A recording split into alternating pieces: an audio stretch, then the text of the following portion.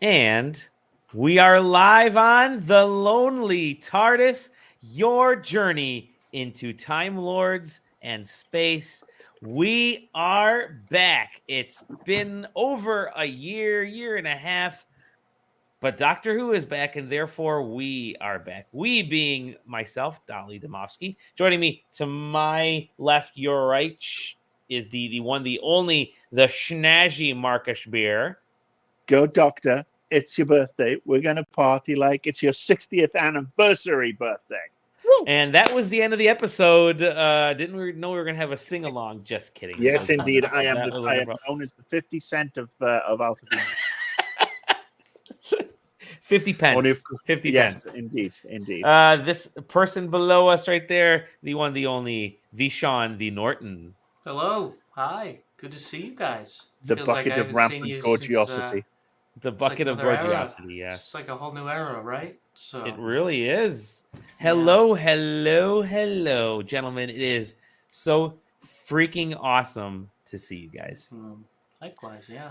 It's good to be here. I've missed you, bitches. Oh, I've missed you too. I mean, we do. I mean, look, we talk on text a lot, or phone calls, but yeah, I've missed doing this, and I can think of no finer reason to get the gang back together to celebrate the triumphant return of three other legends of Doctor Who in David Tennant, Catherine Tate, and Russell, terrific Davis. Yes. And that's exactly what we're going to be chatting about, because the first of three specials. So first of all, before I get into that, we've missed a whole heck of a lot over the last year and a half. All the news broke. I think we covered when Ncuti Gatwa was named Doctor Who, and then I think we actually did the episode after where we did the regeneration. The regeneration. We didn't touch anything since then, and there has been a lot of news. There's been a lot of fun stuff, but I mean, I don't want to rehash a lot of it. It's just very exciting times in Doctor Who. We got 3 specials, and then the Christmas episode, because Christmas is back, and then we go into, at some point next year, we're going to be going into the 15th Doctor's official run, and apparently signed up for at least 2 seasons from what we were reading, right? So there's 2 seasons of that. So good times indeed. When was the last time you guys were excited about Doctor Who? Saturday morning. Like genuinely. Saturday morning, 10:25 a.m. Pacific Standard Time. I mean, I've been ever since the announcements that. Yeah. I mean, when we knew that Russell T Davies was coming back, the regeneration from Jodie Whittaker into David Tennant. Let me rephrase it a different way, Marcus, because you know what I'm getting at. Prior to the announcement, there were multiple seasons of Doctor Who. Yeah. And it felt like we would get less and less enthused about watching it and covering it. Oh, before that, in the dark times. Before the dark, before the beginning of the dark times, right? Yeah, the Chibs era. I mean, it was pre-Chibs. I think it was. Yeah. I remember I was looking forward to the Capaldi's last Christmas special. Same. I was looking forward to it, but also a little bit trepidatious. Mm-hmm. I wasn't sure about Jodie Whittaker coming in because, and not from a perspective of patriarchy rules. But as I said before, I mean, growing up, the Doctor was the male role model in my life that I didn't have, because my mum was a single mum and my biological father had fucked off a long time ago. Yes, I'm back to swearing. Thank you very much. Yay! We are back. Yeah, but I mean, that's I was trying to be open about it, and I like I said, I mean, I think. We had a couple of episodes at the beginning with Jodie, which were excited and interesting. Yeah. And then things it became They chibnalled. Yeah. There was the Timeless Child or oh my goodness. I mean, it literally became the Endless Doctor. I mean, it was just interminably timeless. Yeah, we don't talk about that. Yeah. Yeah, David Tennant was just found in the shower, soaping himself Dallas, and that's how old I am, folks. And as old as the city of Dallas. Everything before that is, I mean, come on, it's been. Russell T Davies has said the nicest things about Chris Chibnall. Yes, but he's gone out with a fucking love hammer to anything and everything that that Chibnall has put out there. So yes, that's for me. It was probably Capaldi's last Christmas episode. Okay. Yeah. What about you, Sean? What about you? Yeah. I mean, I think we were excited and interested when Jodie was taking over. It was such the potential was really unlimited and to tell stories from a way that had never been told before. I think it was halfway through that first season that really started to drain out of us, or at least me. We'd get things here and there like Rosa Parks and some other stuff, but by the time that first season was over, I think we kind of knew without knowing, and then we would go into the next season with her and like, oh, maybe it'll be better, maybe it'll be tell more cohesive. Nope. And then you get to the Fox and everything else, and it's just like, it's been years. It's been years. Like I sat with my wife and we were watching the 60th, and we were just so happy. We were beaming, there was smiles on our face, and we haven't been like that with Who since the end of Capaldi. Like Marcus was saying, like sitting on the couch and just. Tiny flaws here and there, notwithstanding, which everything will have. Like genuinely entertained, genuinely happy. Versus like, oh man, what is this? What are they doing? It's just wonderful. We're back, and it feels so good. It feels so good.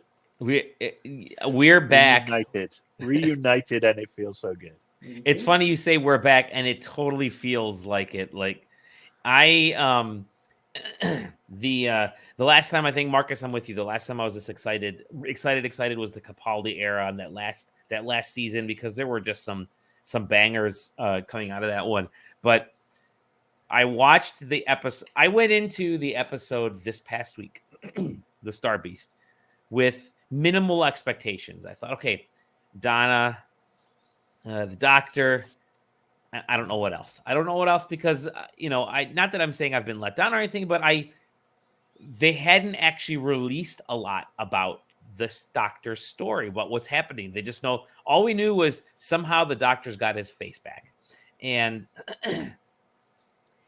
by the end of the episode, let's walk right into it. By the end of the episode, I felt like 2008 Doctor Who, where Sean, we are so back. Marcus, it was the Capaldi era, and now we are so back to David Tennant, and this is the optimistic, fun Doctor Who that could get wacky at times, but had just terrific character development that I had been missing.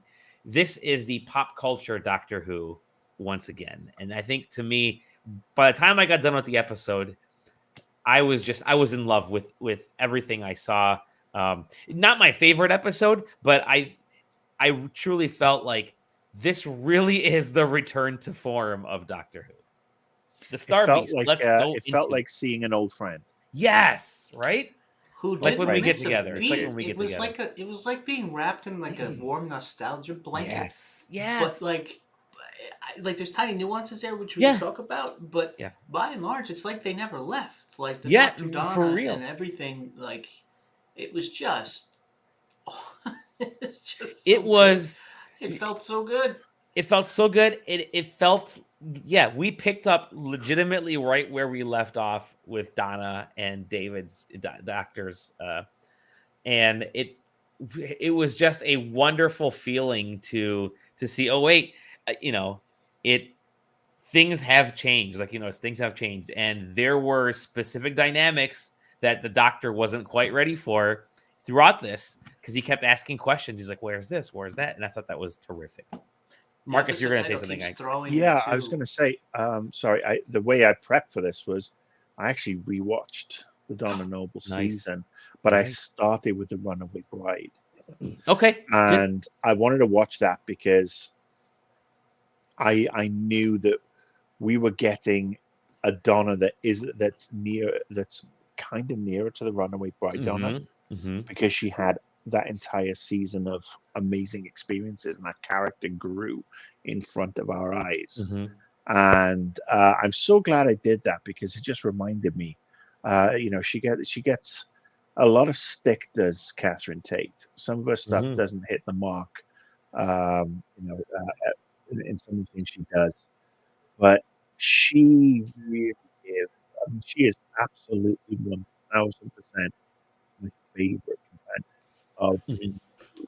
And I mean, she's ahead of my second favorite's Bill Potts. Sure. Those are my top two, and it goes back to one reason. Neither of them are romantically interested in the Doctor. Sure. And so we're just rewatching her season and just watching this character grow and grow, and then that gut punch at the end where he takes away the memories. Yeah. Spike's barking next to me. He's it you know what I love? There were so many themes and elements to this that I really enjoyed. And I think so the Doctor comes back to Donna. He doesn't know why, but for some reason it called his face back to be with her. And there was a sense of we left things at the end of the Donna seasons, right? There was like, we left something, and the Doctor had a big hole in his heart. He saw Donna go off and be happy, but then he had this big giant void, like the Void or whatever the last season was, who I don't even care anymore. That was hurting him, and so he gets pulled back to Donna. And he's had all these experiences, but now she has this void in her heart. And one thing that I liked about that, and I don't know if anybody's picked up on this yet, but there's like this parallels to dementia, in that you have these memories, they shape you, but suddenly those memories are taken away and you don't know why you got to where you are, but certain things fire in the background. And I see that in Donna, in that the whole aspect of her giving away her lottery winnings. She wins 122 million pounds or whatever that was, and gives it all away. I'm sorry, 166, and gives it away. Triple rollover. Yeah, because she doesn't. When they finally ask her why, it's because she said, "Well, it's or she said it's because of him, because that's what he would do." She didn't know who it was, because there's the hole in her heart, and so in her memory. So I thought that aspect was great. I thought there was just, that whole effect on Donna, I thought was, and the Doctor getting blindsided that, hey, him leaving her without those memories actually wasn't that great for her. I think they could have renamed this trilogy of specials, or just given the overarching title of Doctor Who Unfinished Business. Yeah. It was unfinished business, and we know it's unfinished all the way through. But this was such a strong start. And Russell T Davies has come out and has said, well, what we can expect. This one is more fun, more joyous, a little more silly. The next one gets a little bit darker, and the last one, Giggles, or the Giggle, is supposed to be full hiding behind the sofa time. Sure. Yeah, so I mean, it's finally great to be back and be a Whovian, but we should probably crack on with the episode, didn't we? I mean, yeah. So, quick brief synopsis. Doctor shows up in London. Was it London? I don't know where Donna lives. Camden. It was. You actually see in the background the famous bridge for Camden Lock, because Camden, world famous market, and has a canal going all the way through it. So London, he shows for the rest of us. For the rest of us, it's actually. I mean, it's north. It's sort of like North London. But yes, I mean, people who live in Camden will say, "Oh, it's it's not really London. It's Camden." Yeah, that's the borough of Camden. He arrives. He actually bumps into Donna and her daughter almost immediately, and realizes, "Oh crap, I shouldn't be near you." Thankfully, she doesn't remember who I am. And then it unfolds along the way where there are some people that do recognize the Doctor, and they're kind of mad at him. either mad at him for coming back, like Donna's mom, or excited, like the folks in Unit and then other places. And there's is it Beep the Meep or Meep the Beep? I can't remember what it's Beep the Meep. Apparently, Beep is a term to show that he's the exalted high Meep. Beep of Meeps. Right. Yes. Yeah. Crash lands on Earth and is being chased by these insectoid creatures. One thing leads to another. A doctor tries to save Beep, and we come to find out, hey, guess what? Beep is actually the evil one in the process, as the last of her kind. Biatch the Meep. Biatch the Meep. Bleep the Meep, to be honest. By the way, somebody did who is the voice actress for Beep? Miriam Margolyes. Yes, somebody took fantastic. Some of her quotes and lines from other productions that she's been in and superimposed it over Beep in a video, and it was just her swearing and Beep swearing nonsense. It was fantastic. And then you have to link that. That sounds great. They I'll send it over to you guys. They shoot off the Beep into space, and everything's good. Doctor says, no, you shouldn't come with me. Okay, fine, you can come with me. One quick, we're just gonna go off and see Wilf. And then Donna, of course, in Donna's way, spills coffee on the TARDIS control console, and off we go. Which, by the way, I rewatched it again today. Like, I couldn't figure out what she was doing. Like, it wasn't like an exaggerated, like, huzzah. It was just like, oh man, imagine if something. Oh no, look what it did! Like, it's pure Donna, isn't it? It's pure Donna. She's like, hey guys, how would we? Which is I will say that is something I've done. Yeah, I have done that a few times. Spilled water that way. But no, there's a lot more in there too. I mean, it's you've got the return of Unit. We've got a new, what I assume is going to be a new recurring face. I can't remember the character's name in the wheelchair. She was awesome. Shirley. You've got Shirley. Weapons in her wheelchair. You've got return of. They all do, apparently. The return of Donna's family, new husband, her Donna's mom, the daughter, Rose. A lot to potentially talk about with her daughter and the way that was approached in that character. The destruction and then undestruction of all the main streets of Camden and London, which was quite a visual feast for the eyes. There was some serious Disney money spent. I was going to say, there's the Disney money right there. The mouse's pockets are deep. And Russell T went, all right, give me, I'm fucking spending it all. Disney Amex card, I've got points for the store now. It's funny because, the plot was, it didn't feel like anything was Disney-fied, I guess, except for a little bit of an injection in money. And by the way, seeing it on Disney Plus in the US was just, that to me was just a wild. I had to go to Disney Plus to watch simulcast. Simulcast. Yes. Like we could watch it. I didn't have to wait for like on the dot. Yep. It was. Yeah. Do you remember how bad it was? Do you remember when it was horrible? When the reboot first started on Sci-Fi? Yep. Where we had to wait 3 months for them to actually air the Eccleston ones. I mean, that's how far we've come. And I've got to say, kudos to Disney Plus. Before we go into this episode, let's give it up to them. They had this beautiful graphic that's been up for the last couple of days, that intro sequence showing the trailer.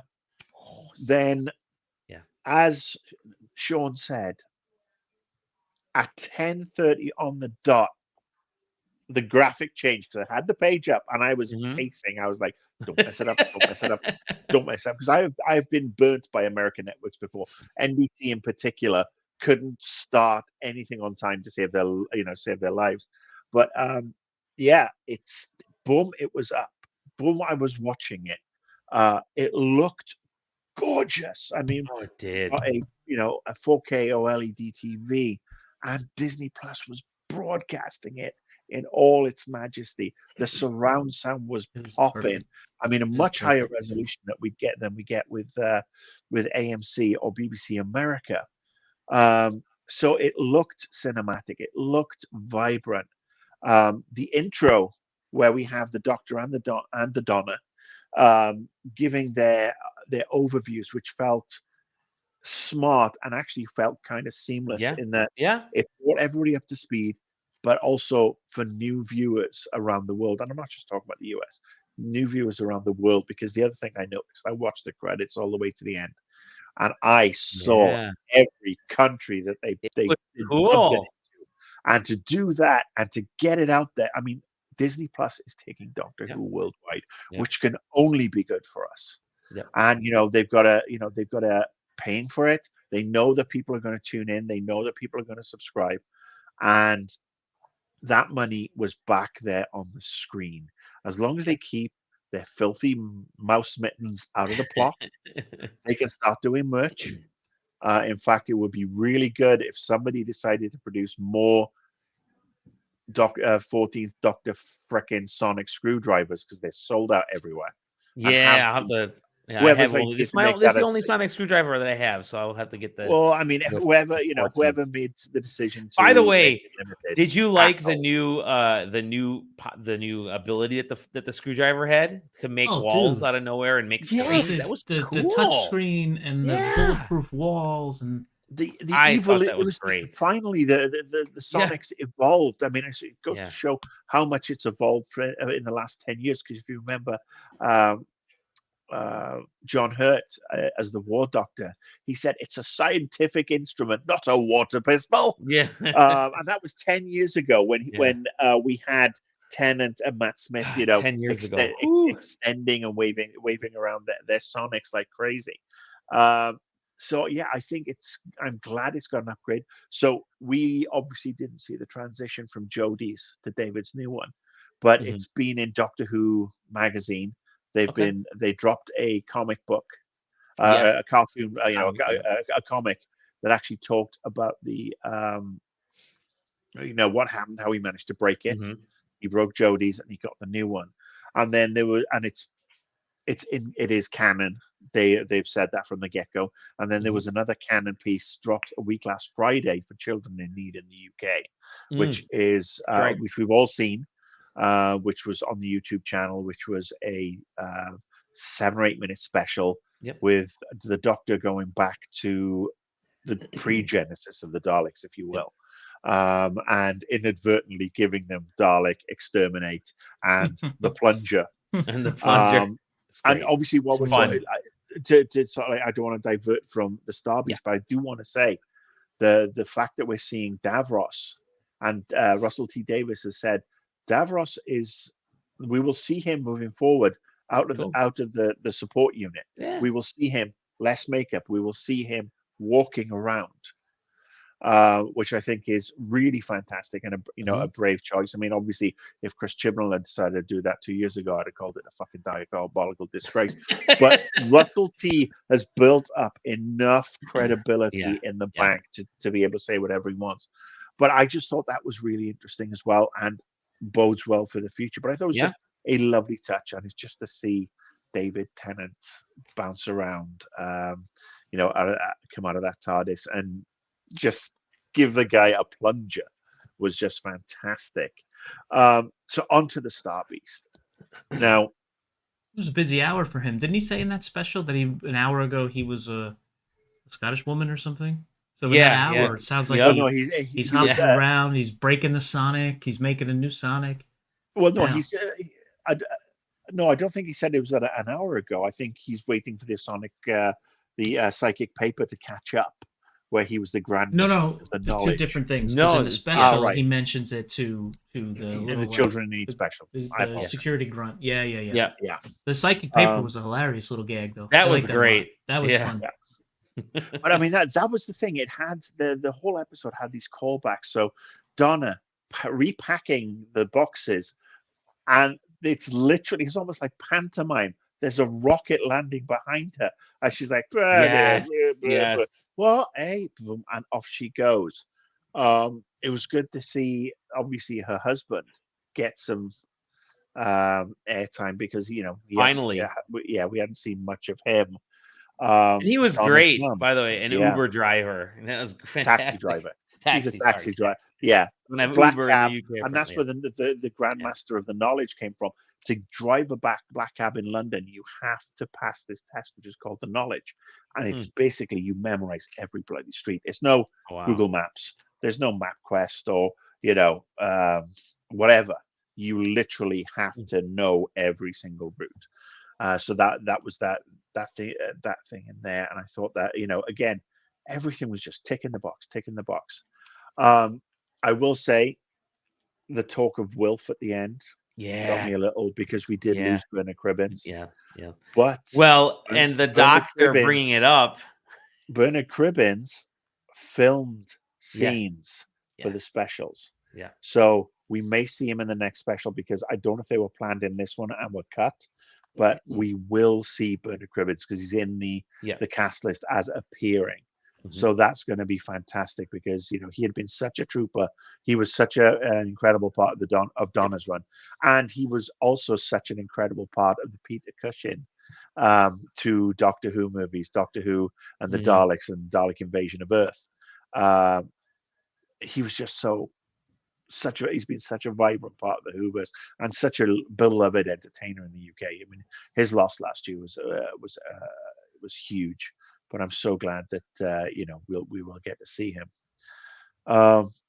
So I mean, I don't know how you want to, if you've got a set list or anything for how we want to go. I just wanted to kind of shoot from the hip, just like the doctor did. I mean, I just wanted to. I want to jump in and say, I think the actress's name, Yasmin Finney, is that that was her name? Yasmin Finney. Rose did just Rose did just a phenomenal job. I think she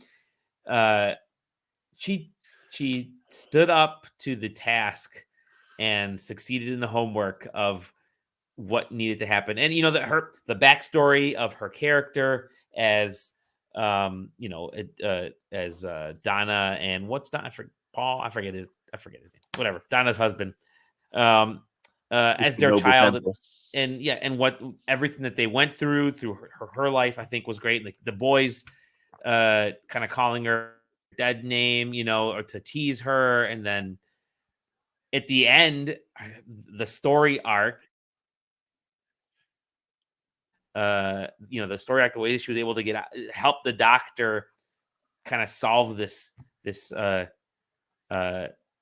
incredible problem, I thought was just fantastic. The whole binary thing I thought was terrific, and Donna being able to get the doctor out of her, I thought it was just so well put together and really enjoyable from a plot standpoint, and it did wrap a really great bow on Donna's family, and I thought that was great. I will agree with you. I mean, I'll agree and disagree. Sure. So what I'm going to agree with is I thought that the story and the way Rose's story was told, and how, especially at the end, she became an integral part of the Whoverse, or the Whoniverse, as they are now calling it. That's right. Yeah, but you get to see this logo now on the new version of Doctor Who Confidential, which actually comes up and it goes Whoniverse. So there's shit coming. We know that. So yes, I love the way they did it. I love the way Donna spoke to her mum about the dead name and everything else, and what you can and can't say. Because as an old person myself, I am always very aware of this, and I don't want to offend. I don't want to dead name someone, and I do want to be supportive. I want to be an ally, and this provided almost an instruction book, which I thought was great. And then that denouement at the end, where Donna and Rose are talking about, and it goes from binary to non-binary. I thought that was so terrifically done. Yeah, I will say, with all due respect to Miss Yasmin Finney, I don't think she's the best actress. But I think she was great in the role, though. I think what she had to accomplish. Yeah. With regards to the way that character, she performed in that character, maybe she was up against way more seasoned pros. I've not seen her in anything else. Yeah. But I felt performance-wise, she was the weakest link.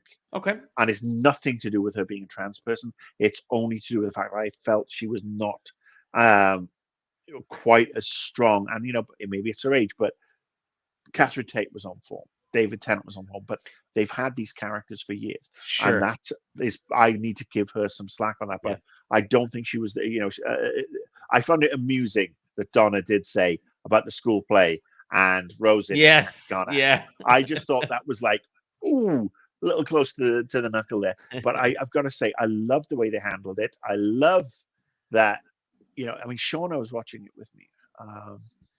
And when that scene was unfolding at the end, I looked over at her and she was crying. Aww. Because it was so beautiful. And she said, that's the best thing that I've seen with regards to handling how to be a trans parent, a trans ally, to help people understand. And I totally agree. And, inevitably on Sunday, there were a bunch of pissed off people about, woke Doctor Who, woke BBC, woke Russell T Davies. And to them, I will cheerfully say, fuck off. Because science fiction is all about inclusion. Yeah. And it's about progression and us moving forward as a species. Star Wars is progressive. Star Trek is progressive. Doctor Who is progressive. Sci-fi in general is. And if you can't handle that, go back to your Bible, you wankers. And so I've said that now. Sean. Yes, I'm sorry. Sean, I'm sorry. I've been sitting on that rant for a couple of days. I'm not on Twitter anymore, so I can't share that. And so no one is on Twitter. No one should be on Twitter anymore. No one is. No. I'm on Threads. There you go. Threads rules. But yes. Is that the new Twitter? Is that the Facebook Twitter? Something. Who knows? What's the successful one? There's one that's like successful. Blue Sky is getting there. Blue Sky is the one that's struggling out the gate, right? Yeah. Blue Sky is the one. Yowza's the one. I signed up and then I never did. Oh yeah, I'm on Yowza too. Yowza's going to be awesome because it's the Cards Against Humanity people. So please, Sean, I've said my bit. Your turn, my friend. I keep looking at the episode title and it keeps reminding me of the Matt Smith episode with the space whale at the beach below or whatever. I can't get it out of my head. It's driving me crazy. This one was way better than that one. Yeah, but that one had one of my favorite early Matt Smith's moments where he was just like, I'm done. I'm taking Amy home and like humanity sucks, whatever. Anyway, it doesn't matter. I miss him. He was great. I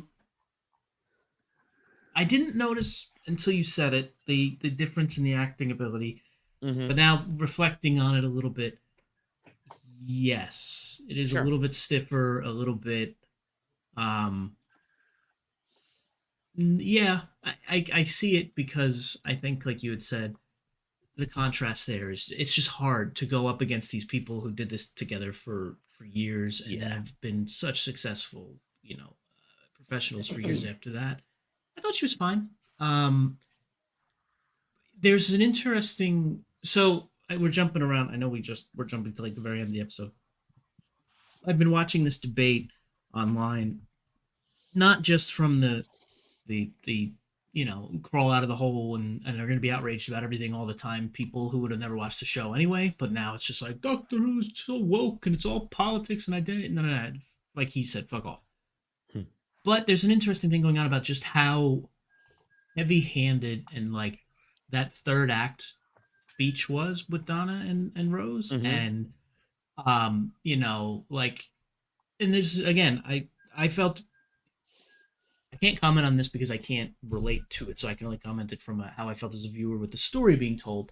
It felt very on the nose, right? Like I felt like the whole episode was handling all of that brilliantly with the identity and the pronouns and everything, and then there was this big speech at the end, and they make a joke about the Doctor being a man, not understanding, which is interesting because like outwardly yes a man, but like the show has always handled the Doctor as sort of like a gender fluid, non-identifying the way humans do kind of thing. And also an hour ago he was a Scottish lady, so and then just like, you won't get it because you're a man, we can just let it go, and then poof, like gone, like all the crisis energies we just let it go. Like there's the story they're telling there is fine, and you can even say like Donna's making one of her silly jokes and it's just making fun of the Tennant or whatever, but like I don't know, it just didn't land for me completely. I felt like it was just a little too much, like just a little too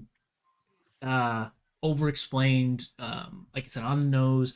And I'm debating with myself, and I've been watching people talk about this too, whether or not it cheapens a little bit of the end of the original Dawn arc, the tragic, like, if you remember me, you will die. Like, that is it. Like, your brain will burn up and you'll die. And now all this time later, like, he revisits her, he saves her, that's wonderful. But the whole, like, the solution to that is just like, oh, well, turns out I'm going to keep everything I remember in my brain, but now, poof, I just choose to let the energy go. As opposed to, like, they had this thing going on where she had her daughter and it splits the metacrisis energy and it delays the issue. And, like, they I don't know. It was so close. Like, I feel like it was so close. And if I had to just nitpick anything about the episode that bothered me, it was that bit of time where it's leading up to all these consequences. We think we're going to lose Donna. We don't lose Donna. That's amazing. The metacrisis gets explained. She has her daughter. But then it goes into the binary, non-binary, and then it's just like, we're women, so there it goes. We're just letting the energy go.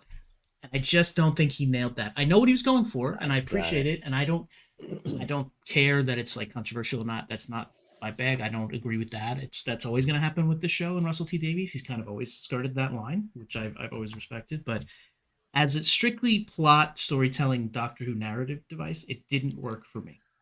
But everything else did. So it's a tiny little thing in, like, the grand scheme of overall an episode that I loved and I'm just so happy to have again.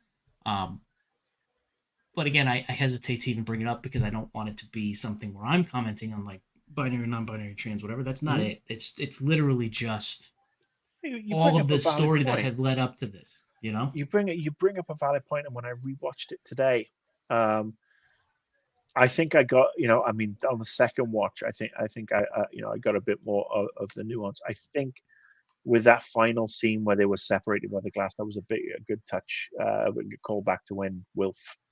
Yeah, his outburst too. Yeah, give me chills.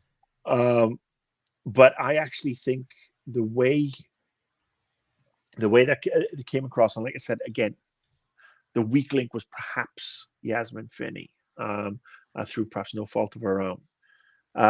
But I thought the one, this is, Donna explaining this, it's the Dr. Donna.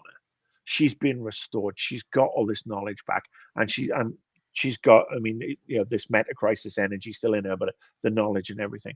But I also think it was a very funny fuck you to everybody who ragged on Jodie Whittaker for 4 years. I mean, thankfully, we didn't rag on Jodie Whittaker. We were 100% supportive. The problem with Jodie's tenure, as we've said before, is Chris fucking Chibnall. And I think this is Russell T dropping this line, or this little section, and Donna, Donna Noble delivering it as, and going back to what I said, where I'd watched the Runaway Bride and then watched her series, her season. That was the Donna who was at the end of whatever I can't even remember the title of that final episode. From her initial run, but it was her. There was the smarts, there was the confidence back, and it wasn't unfounded confidence. The unfounded confidence that was eggshell thin and the best temp in Chiswick, 100 words a minute. But I'm really insecure underneath. This was Donna with some of the Doctor's confidence, right? Of the Time Lord confidence, and that's when she delivered that line, and then that whole, if you were still a woman, you'd be able to just shake it off. And literally a case of, if you were, the Doctor's a woman for 4 years, and they had to shake off every piece of bullshit that Jodie Whittaker had to put up with. And so for that, I loved. I mean, it's a very Welsh thing to do from Russell T, by the way. It's like, boom, I've delivered this, and oh, by the way, I've got a sonic knife here. I'm going to stick it in. I'm going to twist it. I'm going to twist it. I'm going to twist it. And screw you haters. So, yeah, but I do get where you're coming from. But for me, it was so good. Yeah, so and good. I think just to, sorry, Dolly, I know you're overdue. Yep. No, I think fine. Just put a bow on this particular part for now. Excuse me. I guess what I was expecting maybe was like, it felt like it was leading up to this moment where we know from 10 that he could not let go. He didn't want to regenerate. He was egotistical in his own, big-hearted way and everything like that. And I just felt like that was so, like, it was so clear, like, hey, you could never do this before, and now you can. Like, you have to. It's okay. Like, you've lived for hundreds of years, 3 incarnations, a woman. It's okay. Now you understand what we do, and then they let it go. I mean, there's, because the radiation stuff, whatever. Like, I mean, even go back to Martha Jones, the very first episode, he absorbs a ton of it from an MRI machine or whatever, and kicks it into a shoe, right? So there's precedent there for that. I just don't think the way it worked landed. And if they had tied it back to that, I think I would appreciate it more from a storytelling perspective, as opposed to like another, like, you're a man and blah blah blah. But to Marcus's point, absolutely, like the also the subtext there that could be about the Jodie run and what they have to deal with on this show and what these women in general have to deal with. That totally works too. And again, I think it's a mileage may vary situation. Yeah. So. If you remember, and obviously we'll hand off to Dali in a second, who's bursting with stuff.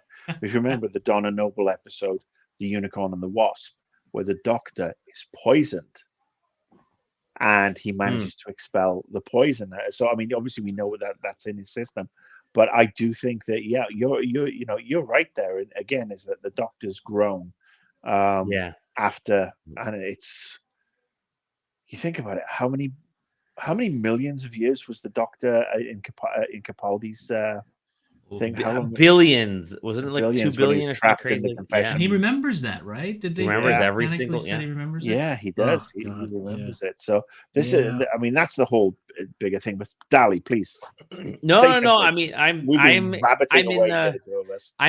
is going to be a 12-hour episode, by the way. No. So much to talk it is about. 11 o'clock on the East Coast here. This is going to be just a couple more minutes. No, I am. We could do a 2-parter. No, we're gonna have the next episode next week. No, there's I'm just so happy to have silly, fun Doctor Who back with fun little. It was just a fun story. It had all the telltales of the 2000. I mean, kudos to Davey to Russell T. It had all the telltale of the 2005 to 2008, 2009 era that felt so good and felt like the stories had fun weight to them, but they weren't. There's nothing like gigantic and otherworldly, gigantic and all-encompassing about this story. With Chibnall. Right away, like it seemed like every episode that we saw was leading. What's the big lead up to at the end of the universe? Like it was always about the end of the universe. Here it was just, hey, it's a one-off story. And if you knew anything about the Doctor before then, you'll like it even more. But I really enjoyed that aspect for this. I think this is a great this is a great episode to get old fans excited about Doctor Who again. And new fans on Disney Plus watching Doctor Who for the very first time have watched this episode now and said, "Oh, this was pretty fun. I think it was cool. Oh, wait, I didn't realize that there was, that there was a whole backstory with this Donna character, and I've heard about David Tennant as a Doctor, so I think it was a great first episode in sort of this brand new Who era going forward. I will say." Really, the only thing that I didn't like about this was that the intro where they kind of sat down and did the recap, I thought it felt a little like green screenish, like the Doctor standing there and then recapping everything. They've never done that before, have they? No, they haven't. I really felt like they could have done right away. They did. I like Donna's side. I like Donna's side because it felt. Matt Smith? On BBC America, they had Karen Gillan narrating. They narrated the opening intro sequence. And this was, I think this was obviously a Disney Plus thing to say to the rest of the world, this is what this is. And I've got no problem with it because I don't think we'll see it again. So it was a one-off. It was, it was the 60th and it's back. But I understand people being a little bit. Yeah, it was a little bit. Because I would have liked to see it as part of the, because I like Donna's portion, because Donna's portion almost felt like a little bit of a unit was interviewing her type of thing, where I could have seen the same thing with Dr. where Unit was interviewing him and kind of giving him the, he's kind of telling his side of the story that way. But that was really the only downer. Not even a downer. That was just like, didn't do anything for me. Yeah, it didn't work for me. Sorry, but in general, it's all good. But in general, it was just a fun episode. I rarely will rewatch. I've mentioned in the past. Rarely will I rewatch Doctor Who episodes so soon after they air. I think it only happened like a couple times in the Capaldi era. I think I rewatched the that real famous or the one Whitaker episode, the civil rights one, and I've rewatched several Matt Smith episodes only because that was the first Doctor that I saw live on TV. Otherwise, I was just rewatching Doctor Who on Netflix with the Tennant Doctor. But I loved it. I'm so excited for next week, and I think we're gonna have just a wonderful experience for these next these next couple episodes, and I'm excited going forward. Now, I know you boys want to go off to your bed, and I want to go off and eat my supper, but I will say, hey, I'm not in no rush. I got hours to go, Marcus. I ain't got any of that. I ain't got any of that. Well, let me just say, I think you also hit the nail on the head in comparing Chibnall to Russell T. Russell T. Davies is known as somebody who can write intimate dramas. This was cozy. This was intimate. This was cozy, what we call a kitchen sink. This harked back to the days of Rose Tyler and Jackie. And that family, that's what he did. He brought it back in because it just got too big, too loose, with no control, and it felt sprawling. It felt like a bowl of spaghetti with all the different strings. Mm-hmm. He brought it in. He tightened it up. He had the focus, and I think that's what we're going to see moving forward. And to see that, I'm really looking forward to seeing that with Shooty. I really am. Me too. So I love that aspect. Yep. I love the upgraded budget. Love the Sonic.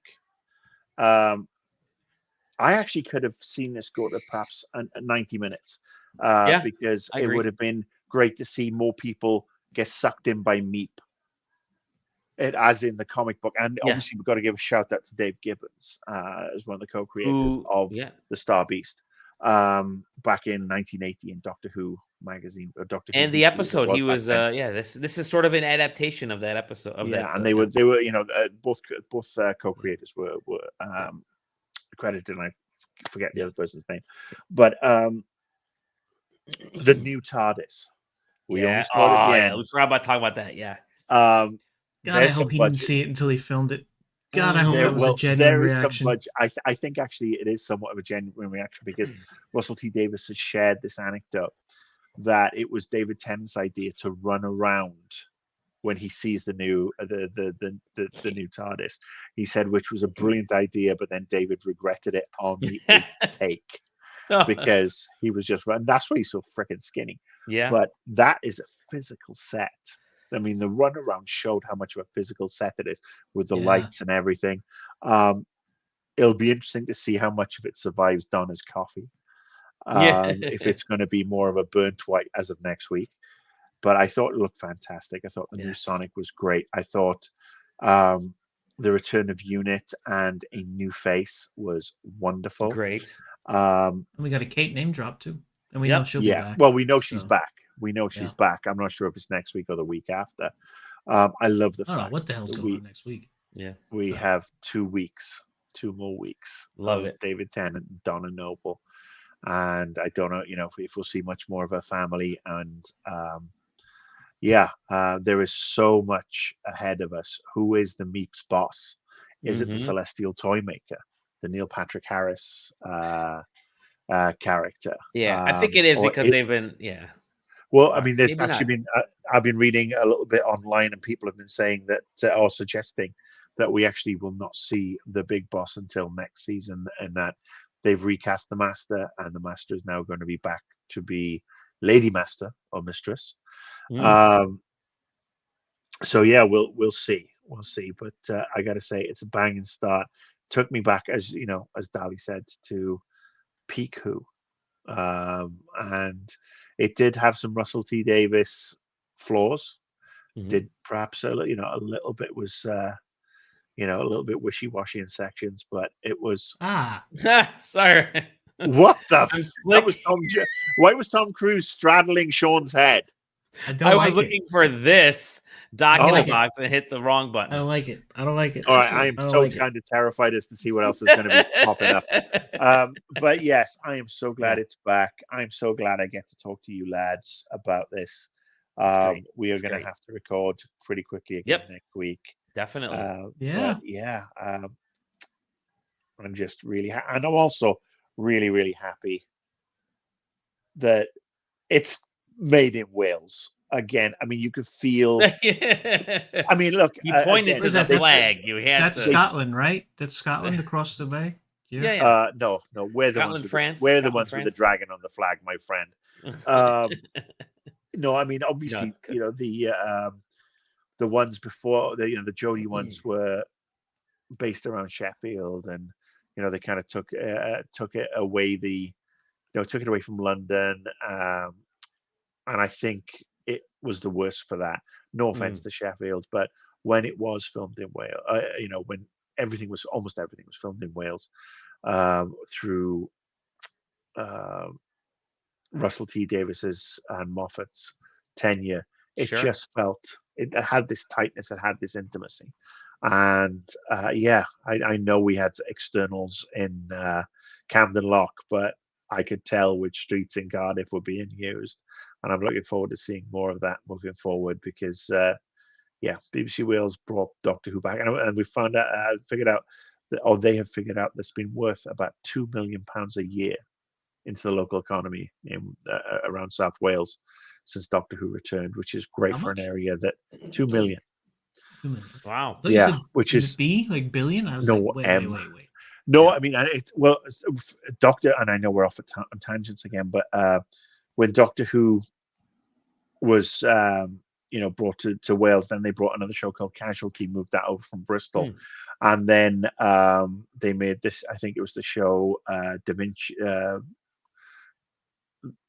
Something was it Da Vinci or shit? I don't know, Spartacus or something. They did the Merlin reboot. I think that was there, but they've started to do so much more in Wales, and it's had a knock-on effect. And Bad Wolf, obviously, produced Bad Wolf Studios now, which is Julie Tranter and Julie Gardner, who were involved from the beginning on the reboot. They're involved with this, and they're producing it for BBC, funded by Disney Plus, and Sony own a big part of them as well now. So this money is going back into the creative process in South Wales, and you see so it's so lovely to see so much of this. And I will, my final sort of wrap, and I can give it no higher compliment, but my mum would have loved this. She passed in August, and she was looking forward to David coming back, and she would have loved that episode. And we'd have talked on Saturday evening, her time. But silly little story, and I don't mean to drag on, but 2 weeks ago, a week last Saturday, Shona and I went shopping. We dropped into a Hallmark store to see if a decoration we'd ordered to come in, and it hadn't, but they had this TARDIS on the back counter. Oh, cool. What's that? Is it a Christmas decoration? And it's not. It's a oh, look at that. Yeah, you got it. And so this is the thing. I thought it was a Christmas thing, but it's not. So yeah. Oh wow, look at that. Things to do, places to go. So cool. This is the thing. I thought when I got it home, I thought, it's going to be David Tennant or Matt Smith or Capaldi or whoever. It's the first Doctor I saw with my mum. Cool. It is Tom Baker. How cool. And it was almost as if my mum said, you go in there and you see that, because it's the only one they had. Wow. And we got it. And I know it's really strange and kind of sappy, but I miss her so much. And she would have, like I said, she would have loved the episode. And I cannot give the show any higher praise than that. That's awesome. That's awesome. I'm sorry, I'm getting a little bit weepy again. It's very, no. I know we all lose family members and stuff, and There's some Spent. sweetness in Doctor Who, and it's so great to have that back. It's so great to be excited about week to week Doctor Who. You guys got mad at me because I was watching football when Doctor Who is on. You won't make that mistake again, will you? Hold on. You made The poor life text that I choices. got, the text that I was getting from these two gentlemen as I'm watching my Michigan Wolverines play a very crucial football game, to watch Doctor Who was the amount of swearing. I had to hide my phone from my nephews, but not this coming week. I will be watching. And Did your nephews have your phone? Yeah, I should just watch on my phone. That's right. No, why did your nephews have your phone? Because someone needs to play Roblox or whatever kids play these days. I don't know. No. We should have a watch party on Saturday morning. Oh yeah. Watch party. Maybe a little Saturday afternoon three-way. for us on the Best Coast, brother. Oh yeah, it is. Yeah. Hey, we'll figure it no, out. not at all. If you think about it, I get to watch it at 10:30 in the morning, and then I get to bounce around all day, happy as fuck. Yeah, Y'all but have you're in your your days halfway gone. jammies watching it. We've I'll already still gone. be in my jammies. I I'll be in my wasn't jammies. in watching your Doctor Who at jammies. 1:30 I wasn't in my Eastern. jammies. I was just in my Doctor Who dressing gown. Thank you. Very much. Love it. My robe, my Well, Cyberman Dalek. well, I'm about to Daleks. get into my my jammies. It's bedtime. Are you going now to turn the at stream off first? 11. Yeah, I probably should. But I want give everybody to- a show. Just I not your want to nephews. Make sure your thank, nephews aren't watching. I want to thank everybody for joining us who was watching. We did have quite a few live watchers, even though we kind of announced this one a little bit late. We'll have this podcast go up for download shortly. But you can find us at lonelytardis.com. I think, yes, you still can. Yeah. On our Facebook page, YouTube page, and everywhere else that you consume Lonely TARDIS. You can find us individually all over the place. Sean gave you his tag there. Yeah, it's Legacy. I didn't wherever. even type that in. I just logged into this app for the first time in nice. like a year and a half, but it was like boop. That's So- perfect. That's But perfect. you got 3 more episodes from us this Yes. year. We're going to cover the next 2 specials, and we're going to cover the Christmas special because Doctor Who's back on Christmas Day, baby. None of this, Yay. oh, I can't be bothered to put anything out on Christmas because I'm a lazy Nope. bastard called Chris Chibnall. None of this New Year's Day shit either. It is back, and it is going to happen on Christmas And it's Day. wonderful because at I get to 10:30 in kick the morning. family members out at 1:30 right before the show starts. It'll be great for me. That's their cue. They're not into watching the geek stuff, so they're all gonna hightail it out and I can watch. We're gonna wrap this episode by giving our ratings. Let's just do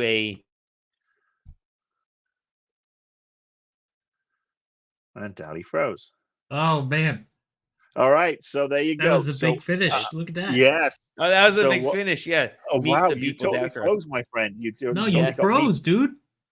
We have no Am I idea what still you were frozen? saying.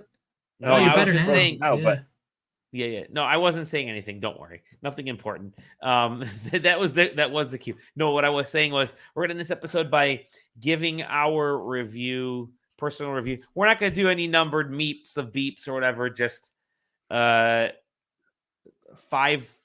words or so of your review of this episode, Marcus.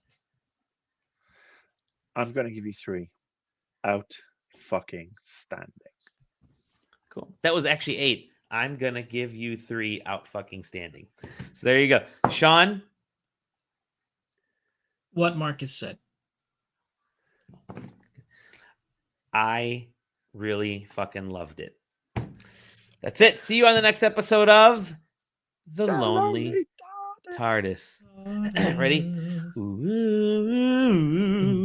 The new theme is a banger, by the way. We didn't It talk about really that. is. Oh god, yeah. So much more to talk about. Murray next Gold. episode. Murray Gold is back in the house.